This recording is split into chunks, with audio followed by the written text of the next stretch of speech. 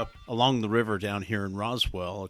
We had the river in our backyard, and we were some of the few kids that actually took advantage of the river. You know, running down, looking at animal tracks along the river and seeing a lot of wildlife, and then fishing just fell into place. But my grandfather, on my mother's side, he fished. And so while he traveled through Atlanta on his way to and from Florida, he'd be going back up to New York and to the Adirondacks, him and my grandmother, and then they would drive back down. In the winter, they would spend the winters in Florida. So he would stop and encourage my brother and I to fish, because he grew up fishing in the Adirondacks up in New York. Which is a neat little place to hang out, huh? Oh, there's some nice smallmouth bass up there, and the lily pads, and some fond memories fishing with him up there. But I think that's where we got the bug. And, he encouraged us to, fish in our backyard. And, some of the kids in the neighborhood looked at us like we're crazy. What are you doing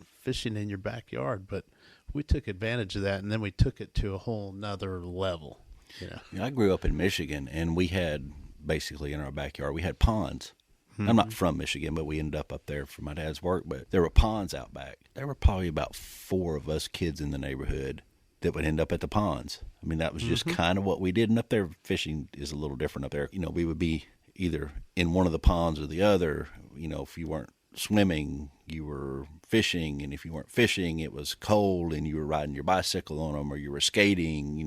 Life kind of revolved around water. Absolutely. And it sounds like that's the way that you grew up as well. Yeah, there was the neighborhood rope swing, right? I think everybody has a rope swing somewhere, or cliffs where they like to jump into the river or the quarry lake or whatever. If you don't have a rope swing as a kid, you need to go find one. You really do. You really do. There's probably some mom or dad out there just losing their mind right now. No, but right. You really do need one of those. Right. Anything to get outside, but absolutely. Yes, absolutely. All right, welcome into Southeastern Fly. This is David Perry, and today I'm talking to Chris Scalley, who is the owner and head guide of River Through Atlanta Guide Service, otherwise known as RTA. Yeah, so if you're searching for a river, if you're coming into Atlanta on business or you live around here, there's, 6 million people within 50, 100 miles or so. But there's a river, and we're right on the banks of it right now. We're at the world headquarters of RTA, and just across the street here is the Hootch, which is well known throughout the South, and has some trout in it. So it's just north of Atlanta, and Atlanta's a little town that you may have heard of as well. Chris, you've been in business since 1994? Yeah. Been around a little bit? Yes, 25 years this year. You grew up here? Yes, so we moved here in the mid-'70s. I hate to admit it, my age. So early 70s. Another milestone kind of, and I know you can probably remember this, David, when you knew the Olympics were going to be here in 96. So that was kind of another event that was, it was kind of a love-hate thing. We were glad to have the customers here, but my gosh, it was crazy. Yeah. You think we had traffic now. Oh man, we had the Olympics. Everybody converged on Atlanta. That was a big deal for the whole area. I mean, every major interstate coming into Georgia has a new rest area at that time. That's right. Which is crazy, But they thought of everything. So we're on the banks of the Hootch right now. Does it start in North Georgia, or does it start somewhere else? Yeah. So just north of Helen, it starts as a trickle in Chattahoochee Gap. Okay. And it's on the Appalachian Trail, really, and you could jump across it. It's just a little spring. It flows over 300 miles down where you used to fish with your granddad on Seminole. And we used to complain about the barge traffic on Seminole because they would run all this water for navigation. They would run those barges through in the spring when they had a lot of water. They would sell that water to get commerce through Seminole. So but right here, the area that you fish is the tailwater. I would assume you're below Buford. Is that right? That's right. So they built Buford Dam. I think they finally filled the lake. It took them almost 4 years to fill it up, but they started buying land in the early 50s in the 5 surrounding counties on the lake for less than $20 an acre, if you could believe that. Wow. And they finally filled it in 57, and all the warm water species in the river, there were a lot of shoal bass, there were catfish and crappie and perch and everything else, a lot of warm water species, but those species require a photoperiod and temperature to trigger their spawning. And especially the females, they won't throw eggs if, the days get longer in the summer and the spring, but the water temperature stayed in the 50s. So the scientists call it extirpation, that basically the fish couldn't reproduce. So we wound up they finished the dam in 57, and by the time we got into the mid to late 60s, there were no fish. There was a circle of avid trout fishermen that fished the Little Tennessee a lot before that dam.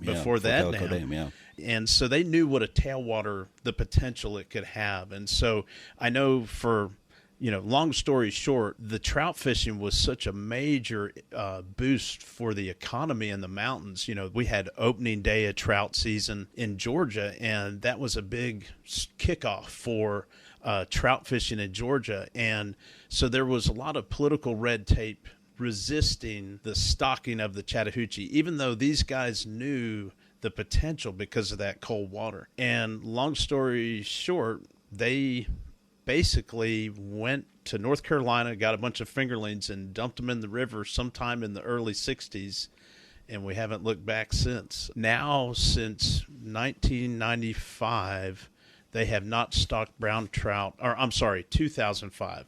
Since 2005, they have not stocked any brown trout in the Chattahoochee River.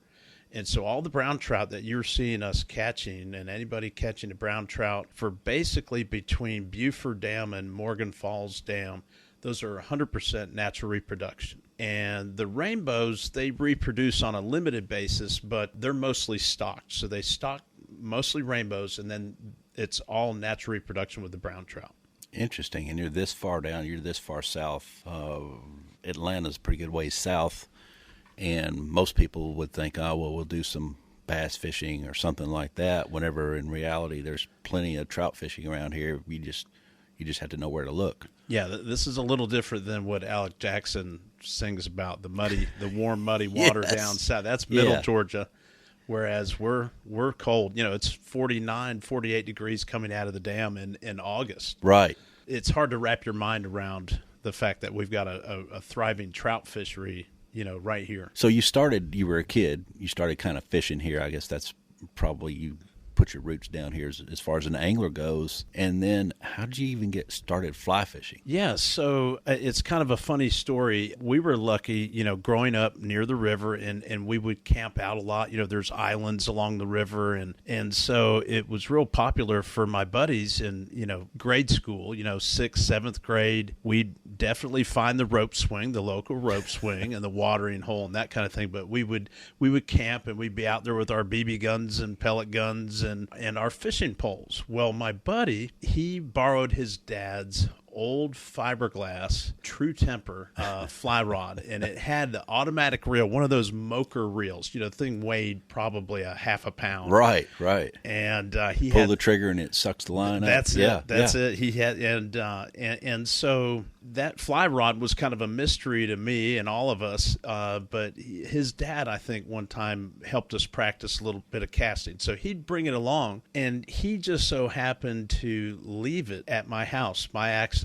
And there was a gentleman that would come down and fish the backwaters for shell crackers, and you couldn't miss Mike. I never caught his last name, and I know other guys that have knew him, but he would come all the way from the mountains to Roswell, Georgia, to go for trophy shell crackers with a fly rod. He'd bring his big Grumman canoe. If it wasn't 15 feet, David, it was a 17-foot Grumman. You couldn't miss this thing. Maybe it's just because we were little kids it seemed like that big, but he had to have his Brittany Spaniel in the bow of the boat to balance it for him. And of course, the Brittany was up there pointing shell crackers for him or something. It was awesome to watch. But we'd see this big long line come out of the water, and he was making these long, just awesome casts, and his dog, and then he had his fish basket, and we got real envious that he caught all these giant shell crackers. And so there was Mike again, and I was down there, and I kind of put two and two together. I said, man, my buddy left his fly rod. So I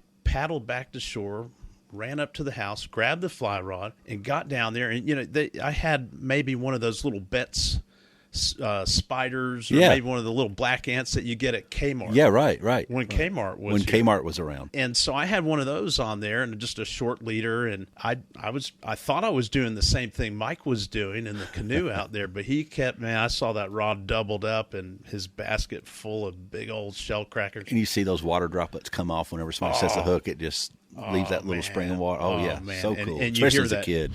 You hear that line rip off the surface, and that's so cool. Which it has a different sound whenever something is on than what it does when I'm just picking up to cast. It does. It does. Slight. I mean, it's not much, but you can tell it. Yeah, it gets the blood going. I'm down there after I ran back and got this fly rod that my friend left behind, his dad's fly rod, the True Temper. I couldn't stand it any longer. I had to paddle over to Mike and just say, "Sir, what can I do to catch some fish like you?" David, he spent 2 hours, maybe even 3 hours with me, and I was 12, 13, and he spent 2 hours with me teaching me the cast, the mechanics of a cast. He gave me a box of flies, box of leaders, showed me a few knots. I remember he showed me, that was my first double surgeons, and he, not an improved clinch, just a regular clinch knot, just spit on it and it'll tighten up, but he gave me a bunch of old wet flies and some of those Betts spiders. And that's what he did. He would use the Betts spider, and then he'd drop little wet flies underneath that looked like dragonflies, I think. Teleco nymphs, I think, is what they were. I haven't been the same since. I started tying my own flies, and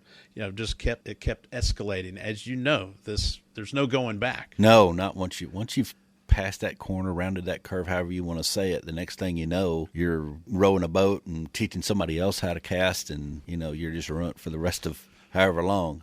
That's it. Rooting with fly fishing. How old were you? I was 11 or 12. 11 or 12-year-old boy that has the courage, if you will, paddle up someone in a canoe and say, "Can you help me?" I mean, that's a pretty big step for an 11-year-old. Yeah, and the drive to catch that shell cracker. I mean, I was jealous of his basket of fish. I wanted to catch a big old shell cracker like that. So I would probably still be jealous of a big old shell cracker if I wasn't catching one. I mean, long story here, but I'll shorten it up a little bit. When I first started really fly fishing in Knoxville, we went up to Milton Hill Lake. My neighbor across the street and he was an avid fly fisherman, still is. And he had a little short 2-man bass boat that was about it might have been 12 foot long, maybe. And it's all plastic. It had a little trolling motor on it. We go out in the middle of Milton Hill, and he says, "All right, stand up on the front." Well, number one, standing up on the front of that thing was just, I was like, "What?" He said, "Stand up." So, boats are going by, and it's rocking, and water's coming over the edge of it, and then he's, "All right, start casting." And then he just critiqued that cast over and over and over and over and over. But that's kind of what got me started and drawn into this. Neat. Just somebody taking the time, like Mike did with you. I mean, he could have said, "Yeah, here, kid, here's a fly," and you just cast it out there, and that's it, But it sounds like he took some time with you, which is very important. Number one, you had the guts to go up to him, too. He's the type of person that would say, "All right, I'll spend some time with you." If he's going to do that, obviously you wanted it. Yeah. How many other people have started that way to where whatever brings you together with whoever it is, Mike in your case, Pat in my case, to where they say, "All right, I'm going to help." And I think it is that passion, it rubs off. I think it does too. They were probably mentored by somebody else, and that might have reminded them of when they got hooked. Right? Exactly. So you started fly fishing here on the Hootch. Then you kind of carried on. Did you fish through high school, through college, or? Yeah. So you could see down here, David, the water's fairly slow. It's slow meandering, real wide. There's a lot of floodplain here. So we do have, some warm water species that kind of, this is on the fringe of the trout habitat. And we quickly learned that, our world was, the islands, the backwaters, the bass and the brim and warm water species. And then, oh goodness, we found out that there's trout in the main stem of the river. In the main river where the water's cold, so we could have our cake and eat it too by going just paddling a little bit further to the main river. And eventually, you start, getting Field and Stream magazines. I think that same kid, his dad had a huge stack of Field and Stream magazines, and we'd look through those. And I think we wound up ordering a fly tying kit. Oh, yeah, yeah. And learn how to tie our own flies and that kind of thing. But it wasn't easy to find flies back then, so we had to tie some of our flies. Kmart only has such a variety of flies. Right. And the fish have seen all of them now, so I've got to go on. I've got to move to the next step, Mom. Come on. So you had a canoe, and we were talking earlier in high school. You were trying to teach people to cast, and Yeah. Once we learned that, there were fish in the main stem of the river, if we paddled a little bit upstream, Island Ford wasn't far, and this is the first shoal that was north of where we lived. And you get up into those shoals, and that's where you've got all that nice habitat. So riffles, runs, and we've got a great caddis hatch. And my first experience with dry fly, we wound up, we had a little John boat with a little kicker motor, and we'd motor up to that shoal area. And in the spring, we'd see the fish rising. That was another aha moment for me. Get your heart beating. Now it's like we're combining fishing and hunting. Right. You're seeing fish rising, and then you're having to match the hatch and then sneak up on them and present the fly and catch your first fish on a dry. I mean, I think that's what got me hooked on the trout fishing was being able to cast a weightless fly, just the weight of the line, and then to see that fish come up. Yes, that gets everybody's heart beating. But then you get fired up about it, and then you get obsessed with it, and it's a passion, it's an obsession, or both. But then you want your buddies to experience that too. So I started teaching other kids in the neighborhood and other classmates and that kind of thing, and it continued. Just a passion, just a hobby. Even through college. I had one friend, college mate that was from Harrisburg, Pennsylvania, and he happened to live right near, the Letort Spring Creeks, which we used to read about. You just read about it in these magazines. Field and Stream. There you go. Yeah. And so you'd have guys like Joe Brooks and Ed Engel and those kind of guys that would fish those. They'd make their pilgrimage to the spring. Well, my buddy, lived there, so I got to go up one summer and fish with him for a week up in Carlisle and the Spring Creeks up there. I think we fished a tailwater up that way. And so, no matter what, I would wind up everywhere I'd go, I'd research the fly fishing opportunities. Right. Everything already before I started a guide service was still, that was the gravy. The fly, if there was fly fishing anywhere in that area, wherever we were, I was, we would try to pursue that. I think I'm still that way today. You probably are too. If you're going to go somewhere, I'm going to look around and see, is there a boat I can get into? I'd like to be in a casting brace somewhere. Let's just see what's up there.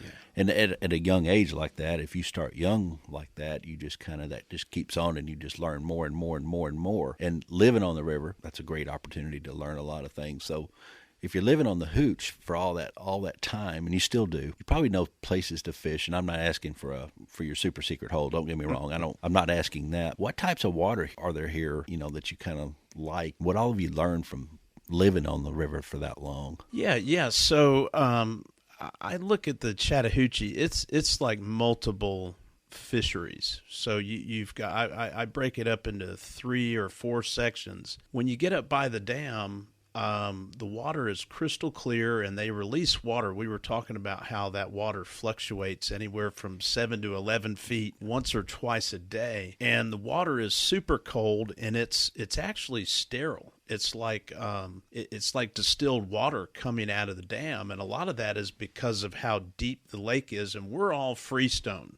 So we're all granite bedrock. We don't have any limestone, so we don't have the calcium carbonate like you guys would have in a limestone setting. It's crystal clear. I'm talking like gin clear, like moonshine. I mean, it is totally clear, and it's scoured, so there's not a lot of moss and stuff like that. So I described the first probably 10 miles of water as almost like a glacial stream. It reminds me of like going up to Whitefish and in Montana, where out there it's all glacial runoff. It's all snowmelt. But then as you make your way further downstream, the river channel widens, And so I would describe that as almost like a mountain stream and a lot of granite bedrock, a lot of relief in the riverbed. And so you get a lot of riffles, runs, that kind of thing. And there's some slow meandering water, but it's crystal clear. And then as you get about 10 miles below the dam, you're going to start to notice the banks aren't as steep and there's less erosion, and you're going to find more aquatic vegetation that establishes on the riverbed. And then you're going to start to see more bugs.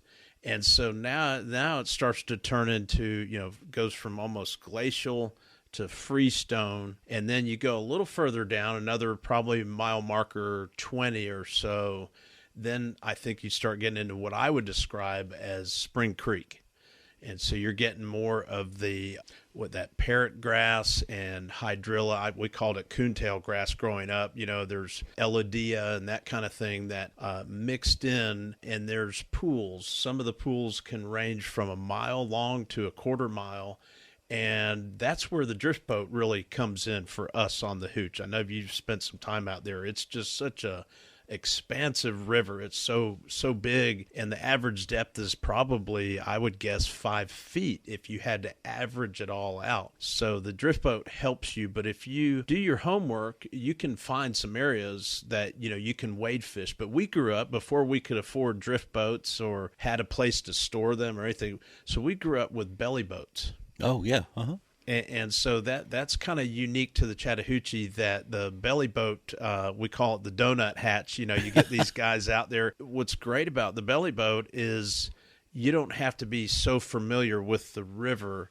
You can actually explore safely with a belly boat. So that's right. How we did it in the old days. Again, I'm not asking for your favorite place to fish here, but do you find that on these long, expansive pools that there's a place that you stop, like, okay, I'm coming up to this place and I'm going to stop here?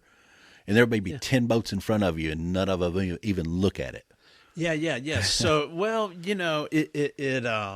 I think the tail, the head of the pool, and the tail of the pool are transition areas. And so I know anybody that runs a drift boat like you or I, we know that those features where you have transition, there's going to be a concentration of fish. Right. So, I think at the head of the pool, the big dog fish, the big fish, they've got first shot at whatever comes out of that pinch in the river, right. Whatever that feature is. I think you do also with the head or the tail of the pool. It's typically there's a feature that either pinches the river, there's a taper or a funnel area, and it transitions from deep to shallow, right, or shallow to deep. And those transition spots seem to always have a good concentration of fish. Looking at the river, the banks in some places are fairly straight, right? Not for long periods, not for long miles or anything, but in reality, you can look and you can say, all right, the banks are fairly straight. But I like to say that river never really runs straight. The current's always bouncing off of something. It never runs straight down the middle.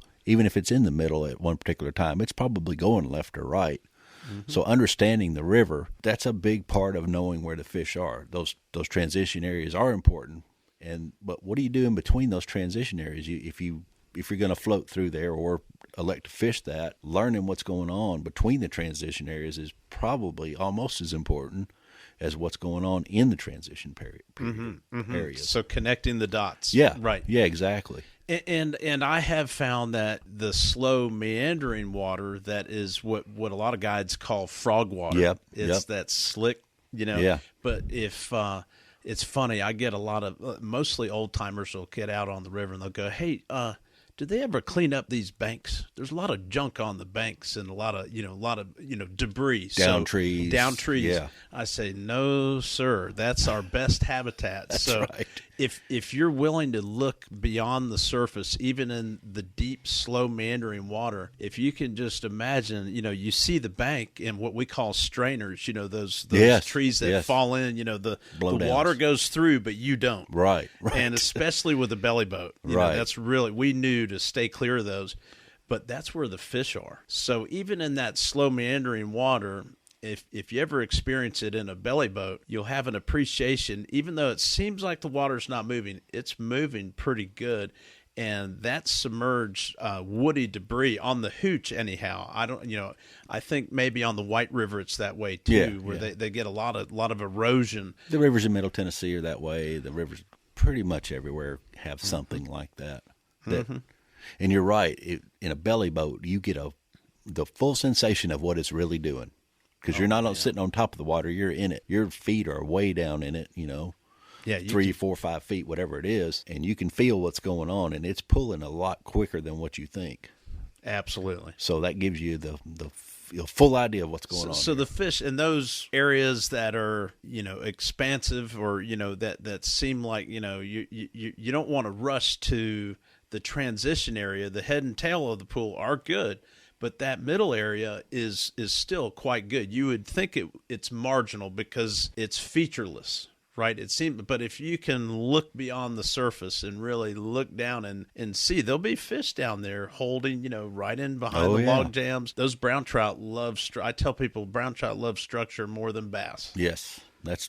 I don't know how many nice fish I've caught in a place where you see other people just walking by or paddling by or rowing by, and if you ever have to stop and wait on one of those transitions, like I really want to fish this today for whatever reason, you'll figure out, well, all I've got left is this big, long pool. Let's just take a look at it. And the next thing you know, you can't wait for the big, long pools. There you go. And then you're just fishing the whole river, which is important.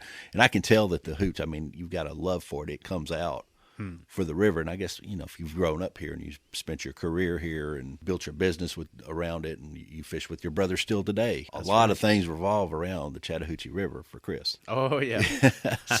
So I can see how it influences, and you know the river well, and you've described it really well. That's cool. That's great. And one thing I get people, they'll look at maps, and that's helpful too to help you kind of wrap your mind around where do you start? That's the question I get a lot. And I'll tell you another handy thing, David, for people that are just now interested or want to get into the river and learn more about the river. Go to Google Earth or Bing.com and look at some aerials, before and after you fish a stretch.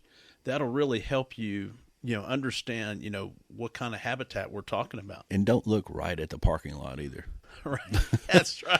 Try not to walk straight out of the parking lot right into the stream if you can help it. But you know what? It's interesting that people will clean fish, right at the ramp or right at the gravel bar. Oh, sure. And in the evenings, the big browns just seem to know, like, it's time. Yep, it's getting dark. I need to run up there and grab a meal. Somebody probably cleaned a little stalker rainbow up there. I'm going to run up there and grab it. So everything, if you have to really think through what the possibilities are. If all you have time for is to run off the end of the parking lot into the gravel park, by all means do it, because you're going to learn something that day. I promise you will. Absolutely. So you guide out of a drift most of the time, or? We do.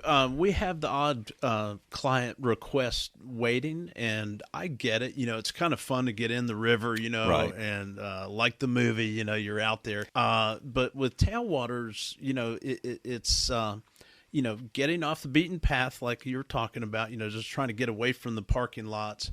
There's less pressure on the fish. And then the advantage of being able to drift with your flies. I try to describe to these guys, I say, okay, we can go bar hopping if they just are set. They've got to wade. They got to jump in the river. And it's a lot of fun for kids too. You drop them off on a gravel bar and they get out there and, dig around in the rocks and that kind of thing. It is a lot of fun. But, if you want to catch more fish, and you and I know, because we fish tailwaters, that, you just cover so much more water. You dead drift your flies out of a moving boat. It's there's so many advantages. So we get a handful of clients that want to wade fish. We get some guys that want to do some spay casting, either trout spay or get ready for a destination river with spay casting. And you really do need to get out of the boat to do that. And that would mimic what they're going to do somewhere on destination. I think if you get a good hatch, if you get real good caddis hatch in the spring, there's an advantage to getting out of the boat and trying to head hunt. Right. You could get out on a gravel bar and you could spend hours just picking off rising fish.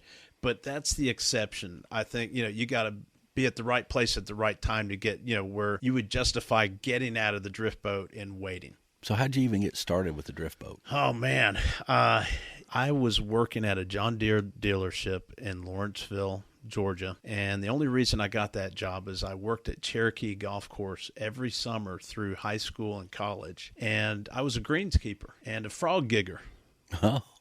So at night we'd go out. We had 23 lakes on Cherokee Golf Course. We'd go out frog gigging. Then also we operated a lot of tractors and a lot of machinery. And so I got a job at a John Deere dealership in Lawrenceville, and I would call on golf courses. It was a family-owned business, and we would, nurseries and golf courses, and I might have a fly rod in the bed of my truck. I'll be darned. On my way to a potential customer. That's crazy.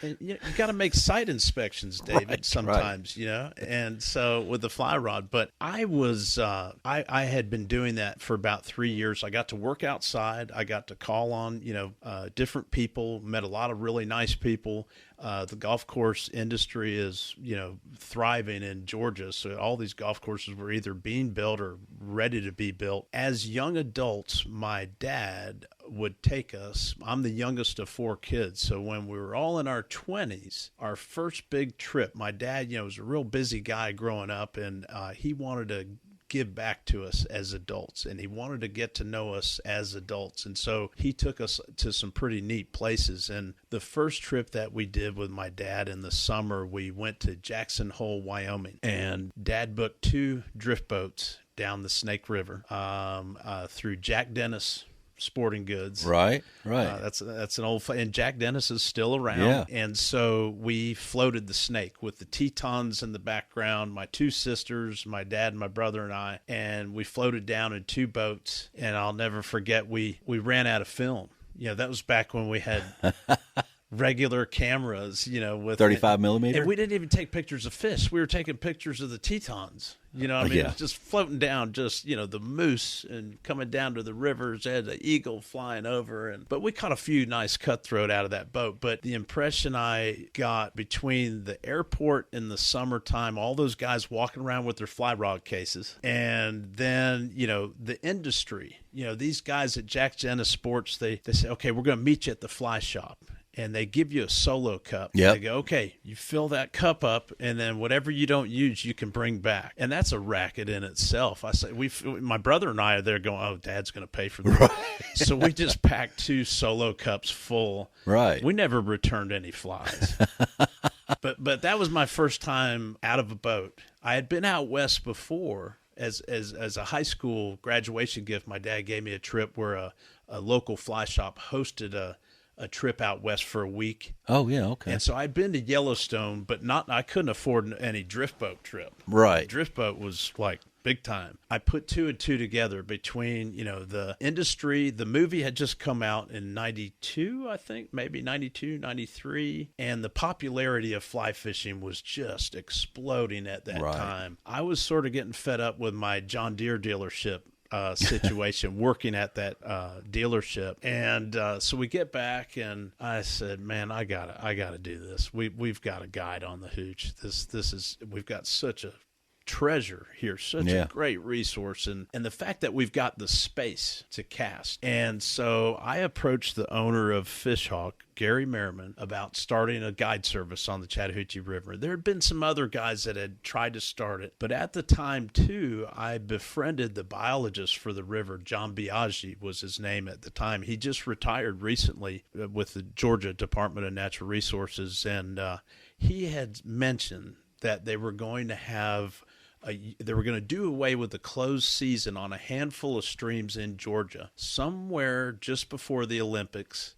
And a big part of this was to alleviate the pressure on these rivers.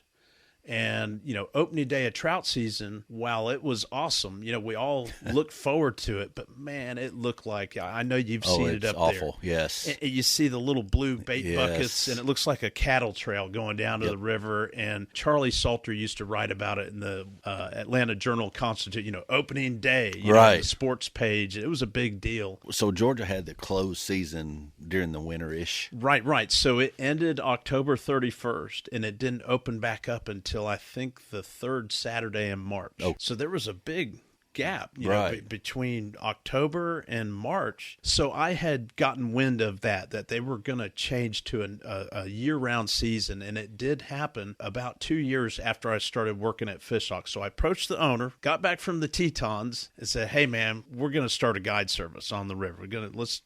We've got such a great resource here." Did you have a boat at the time? I did not. Well, I had a John boat. Yeah. And canoes. So we grew up, belly boats, canoes, kayaks, John boats. All of which are good to fly fish out of now. Absolutely. They still are. Absolutely. Yeah. Absolutely. Yeah. And in fact, David, what I did, I'd spent some time out in Arkansas fishing the white, and I saw they have those Arkansas river boats. Right. So it's like a 18, 20-foot long, pretty narrow but stable John boats out of fiberglass. And that was my first boat. So I approached Gary at the Fishhawk about a guide service. He said, "Why don't you come work for me while you get it started?" While I was working there, pretty much full time, 4 or 5 days a week, and then we get Sundays, you get 1 day off. I ordered a Champion boat out of, I think it was Flippin, Arkansas is where they make them. Floats in a half an inch of water. I mean, they are awesome. And you get we were called the Greyhound of the Chattahoochee. Yeah, absolutely. Yeah, because it's so dang long. Yeah. I could get, 5 or 6 guys in this thing. The problem with those boats, though, you get too complacent. You try to stand up, and then somebody reaches for a drink, and all of a sudden you hear a splash. Right. Somebody's swimming. And so I lost count how many people fell out of that boat.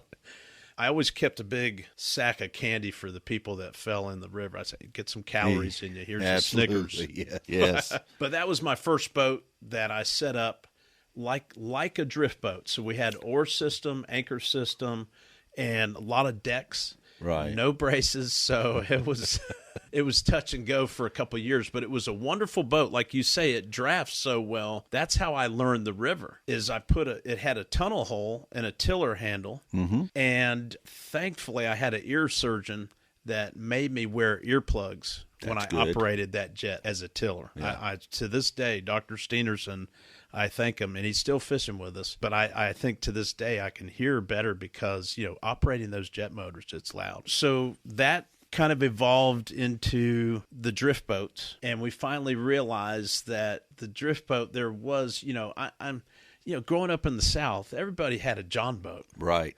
And I saw how they were doing it on the White River, and our river is similar. It's slow meandering like that. So it worked, but I think a drift boat is a little better application. And now we have what we call a hybrid or a powered drifter. So it's a combination. It rakes in the front, but it only rakes about 4 degrees in the back, and then you can plane. So we're operating now jet outboards, and then we also use regular drift boats, and we put brackets on them with tiller little kicker motors. Right. I've told this story many times about being on the Watauga camping in the old trophy section. I'm sure a lot of folks know exactly where I'm talking about. And I was sitting on the picnic table one day, and I was just watching these beautiful drift boats come by, just one after the other. My buddy walked up and asked me what I was doing, and I said, "I'm looking at this drift boat right here, and I think I'm going to get one." Of course, he was like, "You absolutely 100% should get one right away." What a great friend.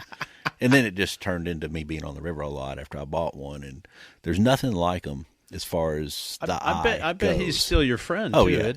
yeah, absolutely. I mean, you got a boat. Your friends come out of the woodwork, and they'll stay with you as long as they get to fish. Now, you tell them, "Hey, guys, we got to split up the rowing, the paddle time." Then it's... But he's still with you. Yeah, and it's funny because you'll get somebody that you go fishing with a lot of times, and you'll row them like you would anybody else. Try to get them on fish. When it's their turn to row, all of a sudden they forget. They lose their mind. They don't know how to row. They don't know how to pick out good water. They're the first one to the crash because they're rowing forward. And I figured out that, wait a minute, that's just a ploy to get to fish more is all that is. There you go. Absolutely it is. Absolutely it is. If you don't row, you don't go anymore. Right. That's good. Yeah, that's good. I know that's on a T-shirt that. somewhere, but it's 100% true in my case. So. I like that. That's more democratic. Yes. It's got to be. Yeah. And that's said way before we ever get in the truck to go to the river, too. Nice. If you go, you row, baby. That's right. I'm going to fish a little bit anyway. I think, we were talking about, you were talking about that dead water, frog water, whatever it's called. That's kind of where I think I started learning to fish that because I didn't trust anybody to row me through any swift water. When it was time to row, I would say, okay, I think they can row here. That just left me with one type of water to figure out, and that's that Nice. slow-moving water. Neat. Yeah, that's neat. It holds fish. Yeah, and and big fish. Yeah, it does. And then they would say, well, David just wants to fish the good water. No, I don't. I want to fish. Yes, I want to fish the good water, but your rowing skills are not letting me do that. So duty calls. You had to suffer through catching some monster fish in the slow, deep water. And it was tough. You suffered. You'll be okay. So you've got 3 influences here that we talked about. This, I don't know how long this thing has run already, but I was going to tell you that time really flies when we do these things. It could have been an hour. For all I know, it could have been 20 minutes. Feels like it's about 15 minutes, but absolutely, I promise you it's longer than that. You're a master at this. You create a great atmosphere, buddy, really. I don't know about that. I enjoy it. I don't know why. I can tell. I do. I really like it. I like to hear other people's stories. And so a little bit about how we got together, Chris, I was talking to Tom Underwood. He's got the Rebel Health Coach podcast, and he talks about health-related topics and that sort of thing. And he's an avid fly fisherman, and I've known Tom for probably longer than I'd like to admit. He's much older than I am. Okay, I just want you to know that. Yes, he's no spring chicken. I know that. And I remember you had mentioned Michigan. Didn't he grow up in Michigan? He grew up in Michigan as well, and I think that was another connection that Tom and I had. And he was part of the local TU chapter down here. Yeah, Cohutta. Cohutta, yep. And he got us together. But if you're into health things, the Rebel Health Coach, I'll go ahead and put a plug in for Tom because he does a great job, and he's got a lot of episodes, and he's got a lot of interesting people on there as well. But so that's what got us together. And then you're talking about Mike and the True Temper glass rod. We talked a lot about the Hootch, and your business is built around the Hootch, but I can tell that you have a true love for the river, and you know the river, and you don't mind helping folks either. I think one thing that you and I have in common is a love for a drift boat. Absolutely. So I knew I was in the right place whenever I pulled up. There's drift boats sitting everywhere, and there's bird dogs. So, okay, this got to be it. Right. So it's been nice. It's been good being here, and I appreciate you inviting me down to the world headquarters of RTA. Where can folks find you on the web? That would be riverthroughatlanta.com. Okay, and then are you on any other social media? We've got a pretty good following on Instagram, so it's river_through_Atlanta. Or you can just search Instagram. River Through Atlanta, and you'll happen. Oh, sure. We'll pop up. Yeah. Absolutely. Yeah. I've seen some really big fish come through there, by the way.